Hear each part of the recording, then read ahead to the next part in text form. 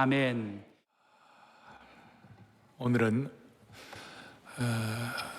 온전함을 사모합니다. 세 번째, 목자의 심정을 통한 온전함. 또 본문도 상당히 익숙한 본문인데요, 익숙한 본문에서 보물을 발견하기를 바랍니다. 우리가 예수님을 믿는다 그렇게 하는데, 예수님을 믿는다고 다 예수 믿는 게 아니에요. 예수님을 믿는다 그럴 때 성경을 믿어야 올바로 예수 믿는 것이에요.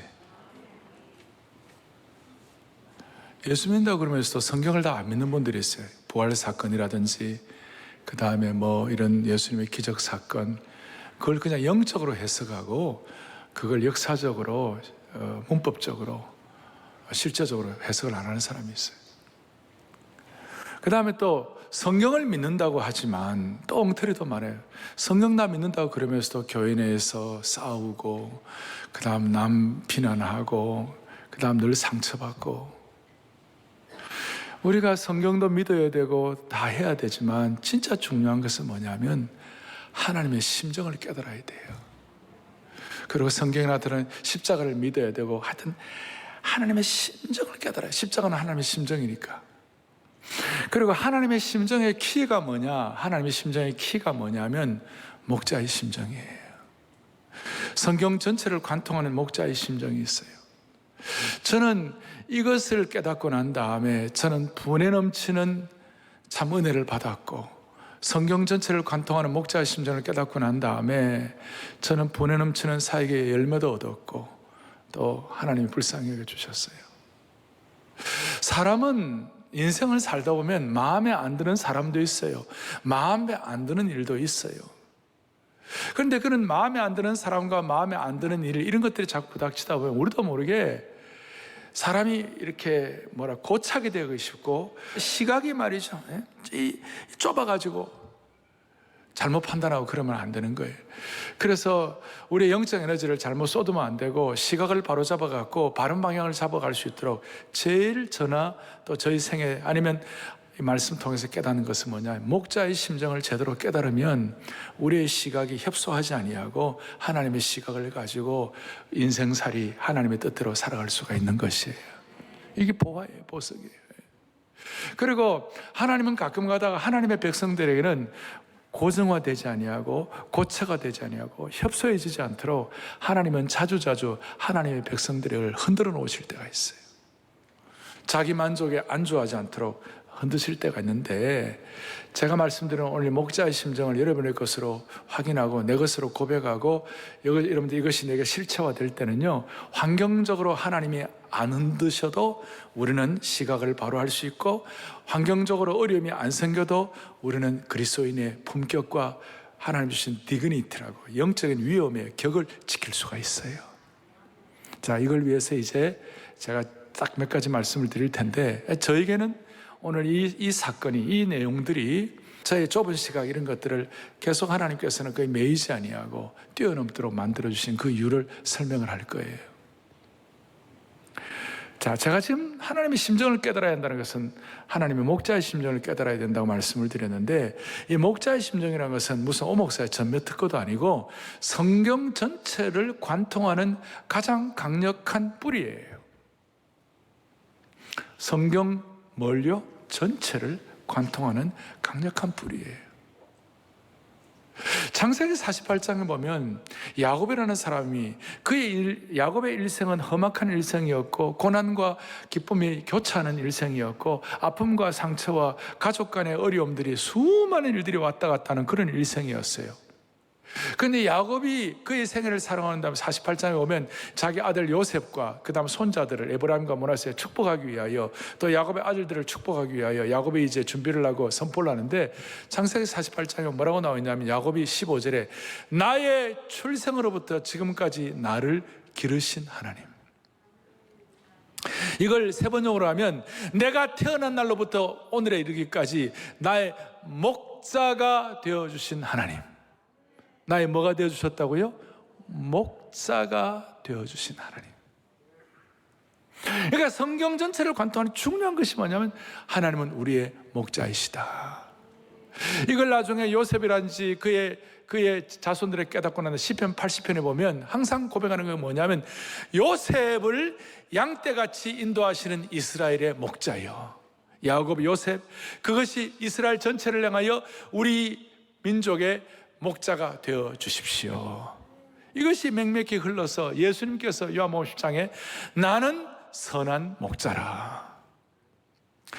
제가 이 온전함을 위하여 몇 가지를 말씀을 드리고, 오늘 목자의 심정을 말씀을 드리고, 다음 주에는 신약에 나타난 이 십자가 신학을 말씀을 드리겠지만, 예수님이 나는 선한 목자라 이렇게 말씀을 하고, 이 요한이 깨달은 이 은혜를 사도 베드로, 수석 사도 베드로가 깨닫고 난 다음에 그가 늘 고백하는 것이 뭐냐면, 예수님은 우리의 목자장이시다. 목자장 되시는 분이 우리의 그리스도이시다. 자, 이걸 신구약 전체를 통하여 관통하는데, 우리는 흔히 이런 생각을 해요.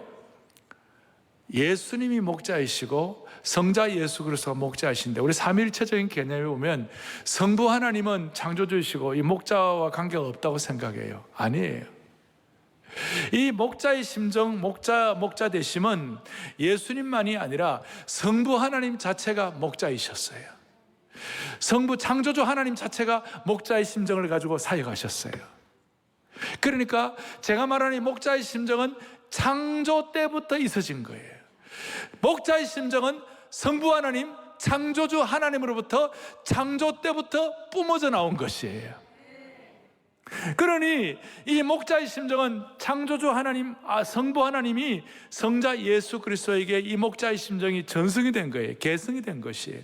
우리는 이 목자의 심정 그러면 시편 23편 그러면 예수님이 나의 목자시다, 맞아요. 그런데 그것이 창조주 하나님, 성부 하나님으로부터 비롯된 것이에요. 이게 신학적으로 굉장히 중요한 겁니다. 물론 성부 하나님과 성자 예수 그리스도께서 위가 다르시고, 예수님은 성부 하나님의 아들이셨지만 사역적으로는 성부 하나님과 성자 예수 그리스도가 동일하신 것이에요. 이게 제 얘기가 아니에요. 요한복음 17장에 보면 요한이 이걸 깨닫고 난 다음에 요한이 뭐라고 얘기했냐면, 아버지여 내게 주신 자도 나 있는 곳에 나와 함께 있어 아버지께서 창세전부터 나를 사랑하심으로 내게 주신 나의 영광을 그들도 보게 하기를 원하나이다. 그러니까 예수님은 창세전부터 하나님 아버지의 사랑을 받은 것이에요. 그러니까 예수님은 성자 예수 그리스도는 창세전부터, 우리가 말하는 보통 창조하면 창세기 1장의 창조인데 그걸 뛰어넘는 거예요. 그러니까 하나님 아버지와 예수 그리스도의 그 아버지의 무한하신 그 세계의 창조 때부터, 그때 창조 때부터 하나님 아버지는 목자의 심정을 가지고 계시고, 그 목자의 심정이 예수 그리스도께 그대로 계승된 줄로 믿습니다. 이거예요. 이건 얼마나 중요한지 몰라요. 다시요, 목자의 심정은 성부 하나님, 창조주 하나님으로부터 창조 때부터 뿜어져 나온 것이다. 그래서 창세기 3장에 오면 아담과 하와가 범죄를 했어요. 범죄하고 난 다음에 너무 두려워가지고 숨어서 하나님의 징벌을 두려워가지고 그냥 숨어 있었어요. 그때 하나님 아버지께서 목자의 심정이 없었으면 그걸 그냥 한 칼에 날리고 책벌하시고 그냥 다 끝내버렸을 거예요.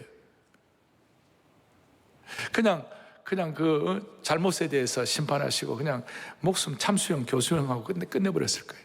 그런데 그게 아니고 창조주 하나님은 아담이 범죄했지만 목자심을 갖고 계시니까 다시 돌아와야 되니까 하나님 뭐라고 그랬었죠? 창세기 3장에 내가 어디 있느냐, 아담아 너가 어디 있느냐. 아담 입장에서는 하나님의 심정을 모르고 목자의 심정을 모르고 막 도망다니고 숨으려고 그러고 두려워하고 피했어요. 근데 하나님의 심정은 아담이 깨닫고 돌아와서 다시 회복되기를 원하는 것이 하나님의 심정이에요. 이건 제 해석이 아니에요. 성경 전체에 맹맥하게 흐르는 일관성 있는 성경의 하나의 뿌리예요, 이것이. 왜? 창세기 3장 내가 어디냐 그러한다면 바로 하나님께서 아담에게 여자의 후손 예수 그리스도 보내셔가지고 회복되실 것을 말씀하신 것이에요. 이것이 원시 복음이에요. 그래서 오늘 제가 말씀드리는 것은 목자의 심정은 무슨 오목사의 주장뿐만 아니라 목자의 심정은 창조주 하나님으로부터 비롯된 것이다. 왜 이것이 중요합니까? 성부 하나님과 성자 예수 그리스도가 동일하게 가지신 것이 목자의 심정은 왜 이리 중요합니까? 많은 그리스도인들이 성부 하나님을 거룩하시고 근엄하시고 책벌하시고 징벌하시고 진노하시는 아버지 정도로 생각하는 거예요. 그래서 저는 어릴 때 하나님 아버지를 생각하면 굉장히 무섭고 두려웠어요. 왜 무서웠겠어요? 내가 떳떳하고 그래 무섭지가 않죠. 그러나 나는 늘 어릴 때부터 이 성경의 수준이 있었기 때문에 제가 초등학교 5학년 때요, 구약 5번, 신약 8번 읽었어요. 별로 많이 안 읽었습니까? 그렇다면 이게 아니고 성경을 그래 읽으니까 늘 저는 제 죄성에 대해서 민감했어요.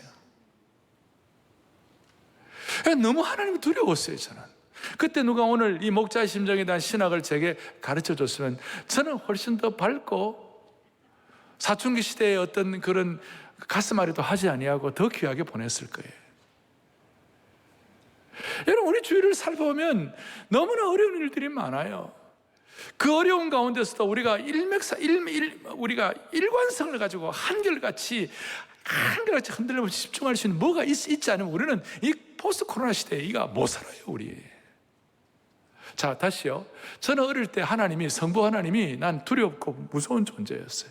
왜냐하면 늘 주님 앞에 날 비추면 난 늘 부족해가지고 늘 얻어맞을. 그래서 저는 월요일 날 무슨 사고가 월요일 날 문제가 생기면요, 제가 주일 성수를 제대로 못해서 그렇다고 늘 내가 죄책감에 시달렸어요. 우리 하나님은 주일 성수 제대로 못했다고 그 자리에서 직격탄 날리고 그대로 벌 주시고 그대로 찌르시는 하나님 아니세요. 예. 하나님이 그렇게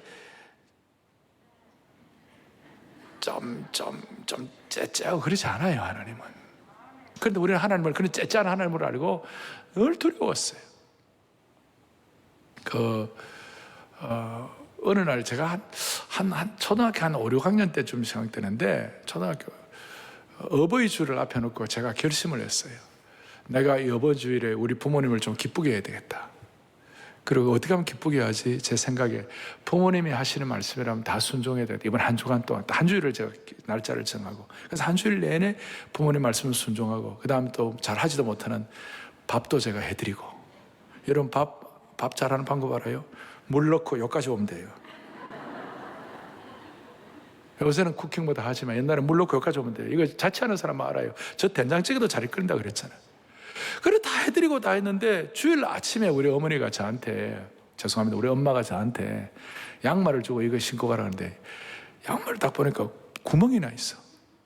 양말, 죄송합니다, 빵꾸가 나 있어. 엄마, 빵꾸 난 양말 내가 못 신어요. 그 순간 일주일 내내 순종하는 것들이 도루묵이 된 거예요.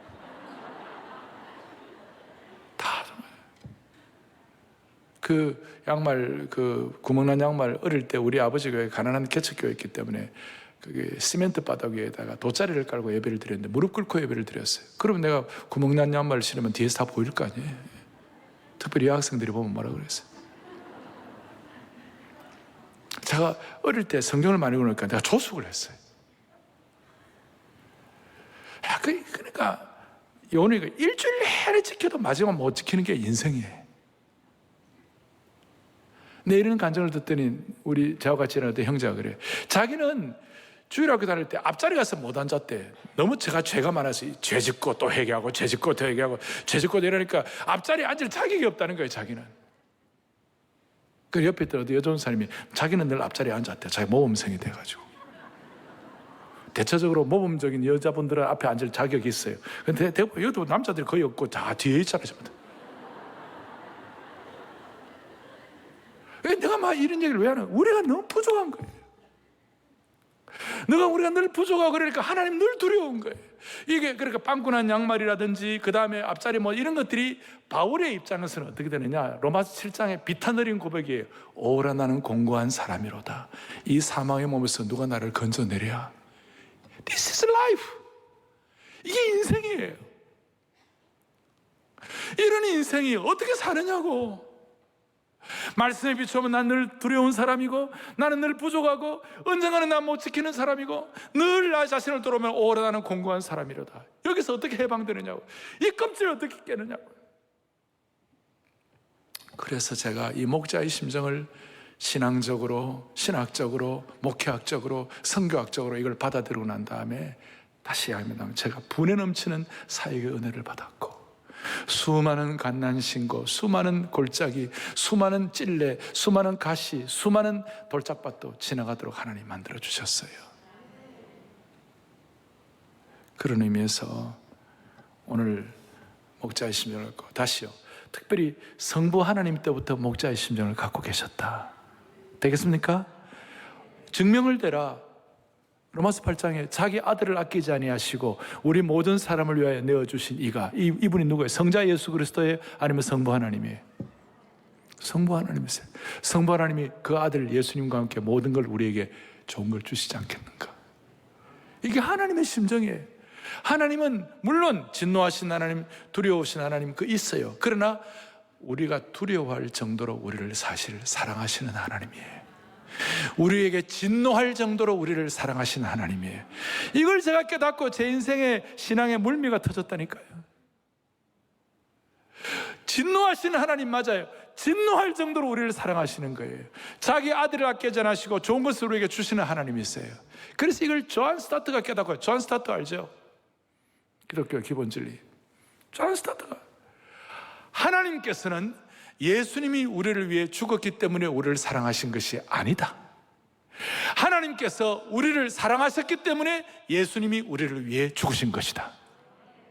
너무나 놀라. 이 영어를 직역해갖고 좀 알아듣는 거 쉽지 않을지 모르겠는데, 다시요. 하나님께서는 예수님이 우리를 위해 죽었기 때문에 우리를 사랑하신 것이 아니다. 하나님께서 우리를 사랑하셨기 때문에 예수님이 우리를 위해 죽으신 것이다.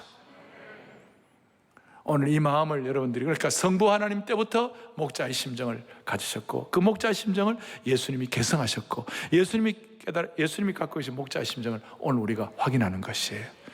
성경 전체를 관통했고, 그러면 여러분들이 제일 잘 아는 시편 23편, 이 말씀이 목자의 심정과 무슨 연관이 있을 것인가? 목자와 양에 대해서 얘기하는 거예요. 목자와 양에 대해서 얘기하는데, 우리는 흔히 이 목가적인 시편, 다윗의 고백이다, 이 정도로 생각하는데, 사실 시편 23편은 더 깊이가 있어요. 시편 23편은 이 신학적으로 전문적으로 깊이 들어가면 메시아닉 사음이라고 그래요. 사음, 메시아닉 시편이라고, 메시아적 시편이라고, 예언자적 시편이라고. 시편 23편은 단순히 목자와 양 정도 관계가 아니라 이 가운데 거기에 창조주 하나님 아버지의 사랑과 예수 그리스도, 성자의 예수 그리스도의 은혜와 그 다음 이걸 통해서 우리가 이 시대의 모든 삶의 짐들을 다 벗겨낼 수 있는 깊은 진리가 이 안에 담겨 있는 것이에요. 자, 시편 23편 앞이 몇 장이에요? 22편은 신학자들이 뭐예요? 20편, 10편은 예수님의 고난의 시편이에요. 예수님 십자가에서 당하는 고난을 미리 다 이 영적인 눈을 열어가지고 예언적으로 바라보신 거예요. 찢기시고 찔리시고, 그 다음에 심지어 시편 20편 앞에 6절에 보면 나는 벌레요 사람이 아니라, 예수님은 벌레처럼 그렇게 짓눌림 당하시고 고통 당하시고, 소위 비아 돌로로사에 대한 내용들이 다 나와요. 그리고 드디어 23편이 나오는, 그러니까 23편은 단순히 목가적인 시편 정도가 아니라 예언적 시편으로 우리의 구원과 부활과 우리의 삶의 모든 난관, 모든 찔레와 가시를 극복하는 내용이 담겨 있는 것이에요. 그리고 여러분, 시편 23편은 양과 목자에 대해서 나오는데, 이 목자와 양에 대한 이 깨달음과 또 우리의 어떤 마음속에 체험하는 이 강도가 말이에요. 이거 깨닫는 센스와 강도가 우리 한국 사람들이 깨닫는 거하고 당시에 이스라엘 사람들이 깨닫는 강도는 완전히 차이가 나는 거예요. 우리는 목자, 양 뭐 이런 거 얘기하면 우리 잘 몰라요. 왜냐하면 양을 키워본 적이 없으니까. 문화적 차이가 있어요. 그러나 이스라엘에서 양과 목자, 이런 양의 문제는요, 삶과 죽음의 문제예요. 아주 격렬한 문제고 아주 실체의 문제예요. 문화적 차이가 있는 거예요. 예를 들어서 이스라엘 사람들이 우리 한국을 어떻게, 우리 떡을 어떻게 알겠어? 찰떡 어떻게 알겠어? 백설기, 가자미 식혜, 청국장. 우리는 청국장 그러면 엄마의 뭐 맛이 느껴져. 가자미 식혜 하면 그 오묘한 맛이 느껴지는 거예요. 그러나 이스라엘 사람들은 가자미 식혜 냄새나면 다 도망갈 거야. 이렇게 문화적 차이였는데 지금 제가 얘기하는 것보다도 훨씬 더 깊은 기름 부음 있는 강도로 여러분들이 양과 목자의 문제를 이해하셔야 된다는 것이, 훨씬 더 실체적인 문제로 이것이 와닿아야 된다는 것이. 그러니까 제가 하는 얘기로 하지 말고 하나님께서 여러분들에게 성령님을 통하여 영의 눈을 열어주셔가지고 협착한 데서 좀 벗어나갖고 이 시편 23편이 여러분들에게 완전히 다가와야 되는 것이.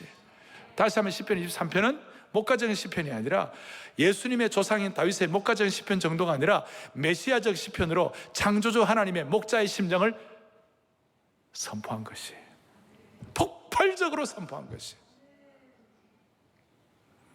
1절, 여호와는 나의 목자시니 내게 부족함이 없으리로다. 이건 웬만하면 이거 다 우리 고백할 수 있어요. 그런데 여기는 창조주 하나님과 성부 하나님과 성자 예수 그리스도가 연계가 되어 있어요. 여기 어떤 뜻이 되어 있는가 하면요, 아들 성자 예수 그리스도께서 광야에서 시험을 받으실 때에 성부 아버지께서 천사를 보내셔가지고 수종들게 하심으로 말미암아 예수님은 그 광야에서도 부족함이 없도록 만들어 주신 거예요. 참된 영혼의 만족을 갖게 하신 거예요. 그러니까 단순히 목자와 양 정도가 아니라 창조주 하나님과 성자 예수 그리스도의 관계에 있어서 먼저 그 광야에서 고통당하실 때도 천사를 보내셔가지고 예수님께 부족함이 없도록 만들으신 하나님, 성자 예수 그리스도를 부족함이 없도록 만들으신 성부 하나님을 찬양합니다. 이 정도 깊이. 두 번째 2절, 그가 나를 푸른 풀밭에 놓이시며 쉴만한 물가로 인도하시는도다. 이것은 단순히 목자와 양의 관계 정도가 아니라 2절에서 사실 예수님 자신은 육적으로 말이에요, 물리적으로 머리 둘 곳도 없는 분이셨어요. 그렇지만 그 머리 둘 곳이 없는 주님이셨지만 아침에 일찍 일어나갖고 한적한 곳에 기도하러 가셨을 때 거기에 말이에요, 하나님께서 예비하신 푸른 풀밭과 쉴만한 물가의 은혜를 누리도록 만들어주신 하나님의 능력을 찬양합니다. 그리고 하나님께서 사람의 떡으로만 살 것이 아니라 하나님 말씀으로 살 것이라고 말씀하신 것처럼 예수님께서 하나님의 말씀을 대신 떡으로 취할 수 있도록 그렇게 만들어주신 하나님의 인도가 있었던 것이에요. 자, 여기 하나님의 의도와 하나님의 심정을 제가 설명하고 있는 거예요. 3절에 보면 뭐라고 나와 있어요? 내 영혼을 소생시키시고 자기 이름을 위하여 의의 길로 인도하시는 도다. 할렐루야. 예수님은 나중에 예수님의 마음이 겟세마네 동산에서 고민하여 죽게 되었어요. 너무 괴로웠어요. 내가 괴로워서 죽게 되었다고 그랬어요. 얼마나 지금 메마른 상황입니까? 그 순간에 겟세마네 동산에서 고민하여 죽게 되었을 때 하나님께서 그 성자 아들 예수 그리스도의 영혼을 소생시키신 줄로 믿으셔야 되는 것이에요. 그리고 아버지께서 예비하신 의의 길로 뚜벅뚜벅 걸어갈 수 있도록 만들어 주신 것입니다. 이게 영혼의 소생입니다. 영혼의 소생. 4절에 보면 뭐라고 나와 있는가? 내가 사망의 음침한 골짜기로 다닐지라도 해를 두려워하지 않을 것은 주께서 나와 함께 하심이라. 주의 지팡이 막대가 나라. 여기에 대해서 제가 해석적으로 전에 한번 여러분 말씀을 드린 적이 있지만 오늘 목자의 심정과 연결되어서는 조금 더 다른 차원으로, 더 깊이 있는 차원으로 이해해야 돼요. 예수님의 사망의 음침한 골짜기가 뭡니까? 갈보리에 그 십자가를 지시면서 소위 위아 돌로로사, 고난의 길을 걸으신, 사망의 음침한 골짜기로 걸으신, 사망의 음침한 골짜기로 끌려가신 그 주님이셨지만 하나님이 그 사망의 음침한 골짜기 가운데서도 죽은 자 가운데서도 주님을 살려주신 것이에요. 죽음을 극복하게 만들어주신 것이에요. 최고의 최고.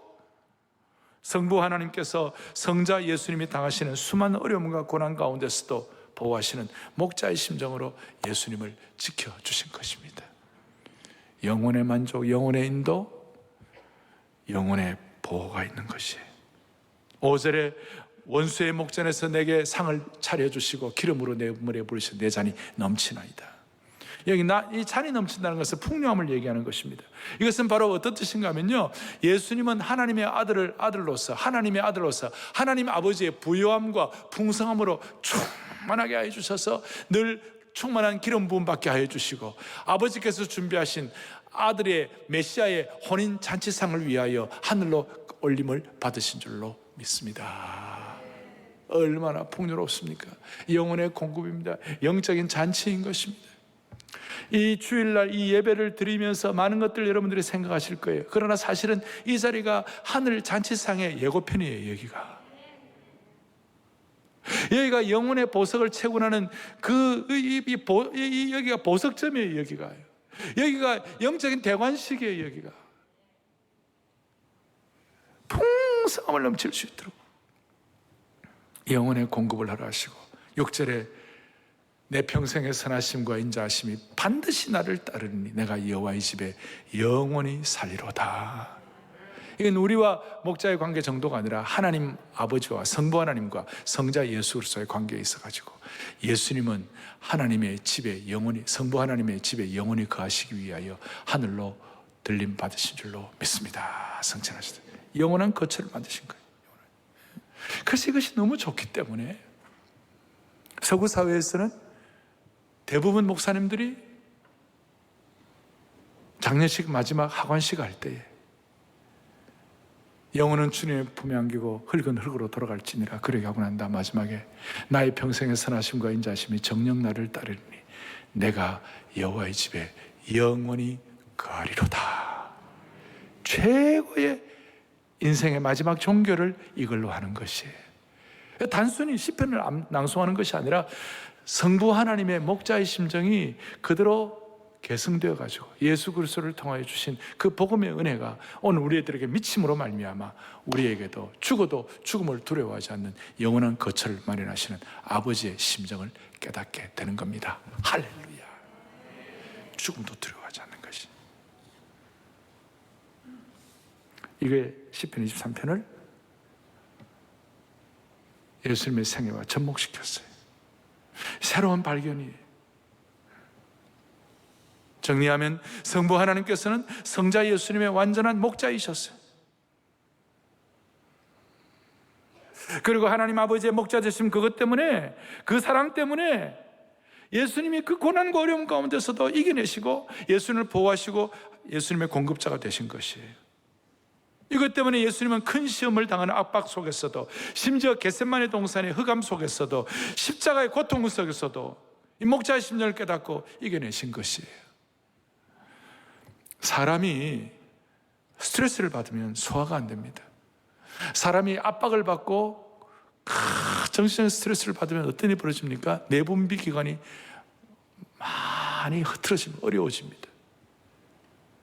두드러기도 생기고 막 난리가 납니다. 근데 예수님은 얼마나 괴로우셨겠어요. 아까 말씀한 대로 내가 고민하여 죽게 되었다고. 예수님은 완전한 인간이셨어요. 예수님도 얼마나 스트레스가 많았겠냐고요.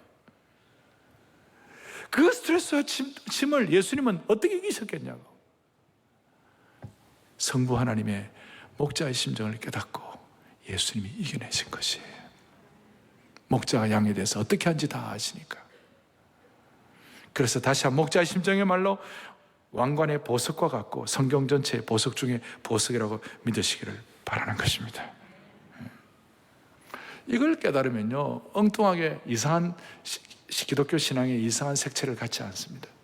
소위 예수를 믿는다는 분들 가운데서, 지성인들 가운데 아니 하나님이 말이야 선악을 알게 하는 나무의 실과를 에덴 동산에 갖다 놓고, 하나님이 갖다 놓고 아담이 그거 따먹으니까 어쩔 수 없이 결국 따먹게 돼 있는데, 따먹고 나면 아담이 죄인이 되었으니까, 그러니까 결국은 죄에 대한 책임은 하나님이 지셔야 되는 게 아니야? 그거는요, 하나님의 심정이 어떤지를 몰라서 그런 얘기를 하는 거예요. 우리처럼 생각하는 거예요. 그래서 언제든지 여러분 어떤 경우에도 하나님의 아버지의 목자의 심정을 믿고 결코 낙심하지 마시기 바라는 것이에요. 왜 낙심할 일이 너무 많기 때문에 이런 거예요. 지금 사회를 보나 정치를 보나, 아까 제가 트리거라고 말씀드렸는데 이 세계 국제 정세를 보나 수많은 일들이 일어나는데요, 우리 사랑의 교회 교우들, 오늘 이 방송을 듣는 분들, 그리고 오늘 이 말씀을 듣는 분들이라도 목자의 심정을 확신하고, 성부 하나님의 아버지의 목자의 심정을 확신하고 예수 그리스도를 통해 이것이 내게 이식이 돼가지고 이것을 내 것으로 체화가 되면 사람이 달라지는 것이에요. 한국 기독교는 유교적 기독교가 좀 많아갖고 뭔가 이렇게 새 차원으로 올라가는 이것도 약해요. 여러분이 목자의 심정을 가지고 여러분 신앙생활의 현장에서도 껍질을 깨뜨리고 벽을 뛰어넘을 수 있기를 축복합니다. 네. 자, 이게 이제 제가 성경 전체를 관통하는 목자의 심정 신학을 말씀을 드렸고, 다윗이 이걸 깨닫고 난 다음에 다윗이 받은 가장 큰 축복 중에 하나가 뭐냐면요, 시편 4편 8절이에요. 크게 우리 같이 보도록 하겠습니다. 내가 평안히 눕고 자기도 하리니 나를 안전하게 살게 하시는 오직 여호와시니이다. 아멘. 평안히 눕고 평안히 자는 은혜를 받았습니다. 사람이 60, 70, 80 나이가 들어가고 70, 80 넘으면요, 밤에 잠잘 자는 게 일이에요. 여러분 여기 연세 드신 분들 제 말 공감해요, 안 해요? 잠만 잘 자도 좋겠다.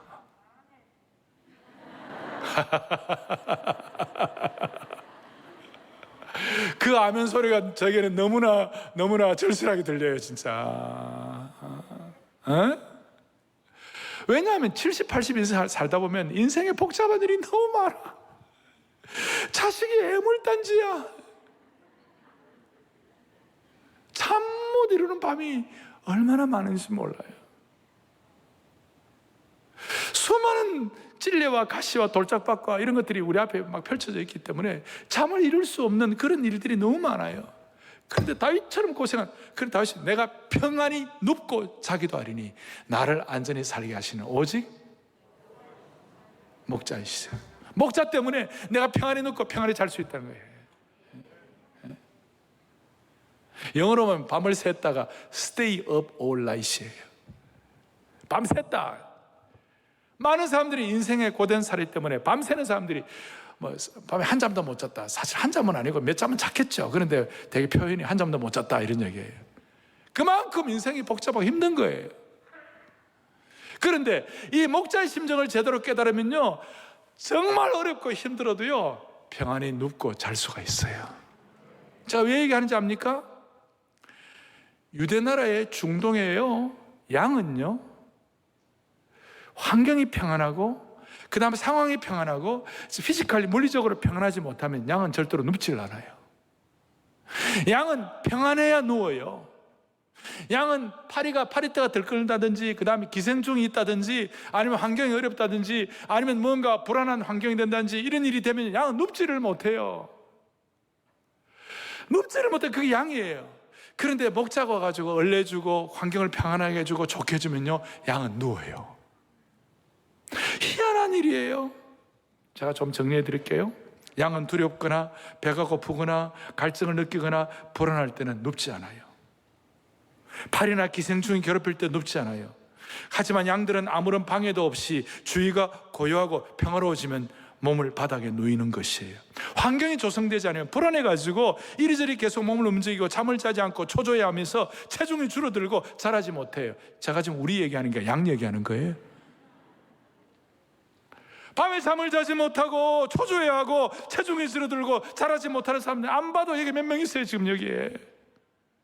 그럴 때 목자가 곁에서 달래주고 긴장을 풀어주면 양들이 비로소 몸을 누이고 잠을 자는 것이에요. 우리 인생살이에 우리 양 같은 존재인데, 미련한 존재이고 부족한 존재인데, 양 같은 존재가 우리가 평안함을 누리기 위해서는 목자의 심정을 깨달으면 이것이 해결되는 것입니다. 우리가 고통당하고 우리가 고난당하고 우리가 죽으라고 고생하고 우리 미칠 정도로 힘드는 것은 목자의 심정을 가신 아버지의 뜻이 아니에요. 그런데 가끔 고난과 어려움을 주는 이유는요, 그걸 통해서 진짜 하나님을 더 신뢰하게 되고 그것 때문에 주님 더 의뢰하게 될 때 우리는 비로소 평안을 느끼는 것이에요. 어제도 제가 우리 사람 이런 얘기했는데, 여보 힘들어도 그래도 지금이 감사하지? 우리 사람이 가만히 있지 아니하고 이렇게 하지 아니하고 그래요, 그 말이 맞아요 그랬어요. 내가 할렐루야. 이제 중요한 거 마무리하겠습니다. 그럼 목자의 심정이 우리에게 이식이 돼야 돼요. 성부 하나님의 목자의 심정이 예수 그리스도께 이식이 됐어요. 이전이 됐어요. 트랜스퍼가 되고 전가가 됐어요. 우리에게도 이것이 이식이 되어야 할 줄로 믿습니다. 제가 발음이 정확하지 못해서 미안한데 이식이 되어야 할 줄로 믿습니다. 이식이 된다는 것은 예수님의 목자의 심정이 우리가 깨달아져야 되는 거예요. 그리고 예수님의 목자의 심정을 우리가 심장 수술하듯이 우리 속에 넣어야 되는 것이에요. 그러니까 목자의 심정이 우리에게는 심장으로 이식돼야 되는 것이에요. 여러분, 우리가 심장이 다 이렇게 망가져가지고 심장 이식 수술을 받는 분들 얘기를 들어보세요. 들어보면 내 심장이 아니에요. 남의 심장이에요. 남의 심장이 내 속에서 벌떡벌떡거리는 거예요. 잘 이식이 되고 잘 이뮨 시스템이 잘 돼가지고 잘 적응이 되면 새로운 심장을 가지고 새롭게 사는 것이에요. 따라서 이 목자의 심정이 내면적으로 심장이 잘 이식이 되면 무슨 일이 벌어지는가? 내 내면이 기쁘고 매력적인 사람이 되는 것이에요. 왜냐하면 예수님의 것이 내 속에 들어와 있기 때문에 내 속에 내 예수님의 심장이 살아있는 거예요. 내가 예수님이 내 속에 살고 내가 예수님이 산다는 말이 뭐예요? 목자의 심정을 깨닫고 그 심정으로 내가 주님 앞에서 살아가게 될 때 나는 매력 있는 사람이 되고 기쁨이 있는 것이에요. 예수님이 그랬어요. 예수님이 하나님의 목자의 심정을 갖고 있으니까 예수님이 가는 곳마다 지남철에 자석에 쇠가 부드러웠듯이 수많은 사람들이 아침 일찍이도 사람들이 벌떼같이 몰려들고 낮에도 모여들고 저녁에도 모여들고 예수님께 매력이 있으니까 오늘 우리에게도 이런 매력을 주시기를 원하는 것이에요. 왜냐하면 밤에 잘 자잖아요. 계속 밤에 잘 자면요 이런 매력이 있는 거예요. 영육간에 늙지 않는 축복을 주셨으면 좋겠어요. 매력 있는 사람. 그리고 외부적으로는요 웬만한 장애물과 웬만한 위험도 극복할 수가 있는 것이에요. 양들은 어쩔 수 없이 앞에 약탈자들도 있고 도둑들도 있고 수많은 산의 절벽들도 있고 질병과 가시덤불의 위험에 놓여 있어요. 찔레와 가시가 있어요. 요즘과 우리식으로만 코로나와 같은 어려움이 우리 앞에 놓여 있는 거예요. 푸른 초장과 실만한 물가도 있지만 어떨 때는 돌짝밭과 가시밭길도 있는 것이에요. 이런 것들 때문에 대부분의 사람들은 좌절과 실망과 충격과 절망을 느낄 때 많아요. 그런데 희한하게도 목자의 심정이 이식된 사람은 이걸 극복할 능력을 갖는 것입니다. 희한하게도 이런 매력 주시고 극복할 수 있는 능력 주시기 바랍니다. 할렐루야. 이 베드로 예수님의 심정을 깨달았던 베드로전서 5장 3절 4절에 놀라운 말씀 또박또박 같이 하겠습니다. 맡기운 자들에게 주장하는 자세를 하지 말고 오직 양무리의 본이 되라. 4절 다 함께 그리하면 목자장이 나타나실 때 시들지 아니하는 영광의 면류관을 얻으리라. 아멘. 영광의 면류관을 하나님이 예비하신 것이에요. 목자의 심정으로 살고 목자의 심정으로 밤을 지나고 목자의 심정으로 영혼을 섬기고 목자의 심정으로 제자의 삶을 온전함을 추구하며 살아갈 때 하나님은 우리에게 영광의 면류관을 주는 것이에요. 성경 보면 면류관이 여러 개 나와 있는데 썩지 않을 면류관, 기쁨의 면류관, 자랑의 면류관 이런 면류관이 나오는데 제가 볼 때 최고의 면류관이 영광의 면류관이에요. 영광의 면류관은 목자의 심정을 깨닫고 목자의 심정을 삶에 이렇게 펼쳐나가는 사람들에게 주시는 축복이에요. 이걸 깨달으면 하나님의 일에 대해서 참관만 하지 아니하고 참여하는 사람이 될 수가 있습니다. 정리하십시다. 저는 목자의 심정을 깨닫고 수많은 난관들을 극복할 수 있는 힘을 주님이 주신 것처럼 목자의 심정은 성경 전체를 관통하는 은혜의 고속도로인 줄 믿으셔야 되는 것이에요. 그리고 온전함을 향해 나아가는 기쁨의 지름길이 목자의 심정이에요. 일생 지치지 아니하고 한결같은 상록수 신앙생활을 할 수 있도록 도우시는 영적 충전소, 영적 발전소가 바로 목자의 심정이 될 수가 있습니다. 종교개혁자들은 성령님께서는 말씀의 수레를 타고 다니신다 그랬어요. 성경 전체를 관통하는 말씀의 수레의 핵심이 뭔가? 목자의 심정이에요. 이 목자의 심정을 통해서 여러분들의 삶의 수레를 그리스도에게 메고 온전함을 향하여 달려가는 영광스러운 주의 권속들 되기를 축복합니다. 목자의 심정으로 평생이 축복이 되시기를 바랍니다. 두 손 다 펼치시고요. 찬송가 우리 주님의 마음 본받아 살면서 그 온전하심 나도 이루리. 주님의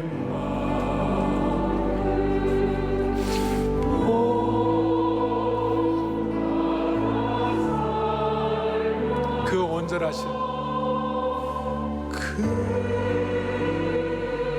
온전한 주제가의 주제가 나도 이루. 한 번 더 목자의 심정 본받아 살면서 목자의 심정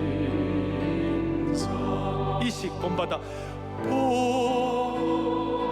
본받아 살 그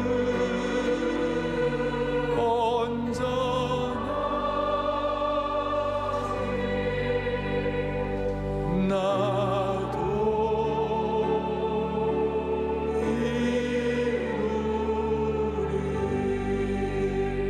이루리. 가슴에 손을 얹겠습니다.